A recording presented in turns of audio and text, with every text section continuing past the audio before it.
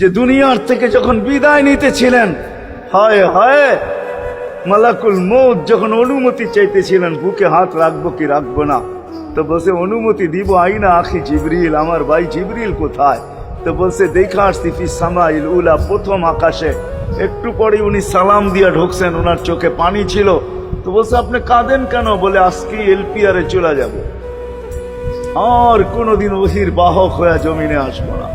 আপনার পরে কোনো নবী নাই, কোনো রসুল নাই, আমারও ওহির কাজ শেষ।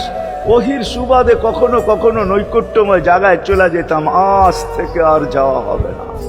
আমার চোখে পানি। দীর্ঘ ১.৫ লক্ষ নবী, ৩১৩ জন রসুলের কাছে আমি নিয়ে আসছি। আজকে শেষ দিন, এই জন্য চোখে পানি। তো উনি উল্টা প্রশ্ন করছেন, আপনার চোখে পানি কেন? জিবরিল মালাকুল মউত দাঁড়ায় আছে, অনুমতি চাইতেছে বুকে হাত দেওয়ার জন্য। এখনো এক প্রশ্ন বাকি। বলছে সেটা কি? বলে ফামান লিবাদিলি উম্মতি। অথচ ৯ ঘরে চুলা জ্বালানোর মতো তেল ছিল না।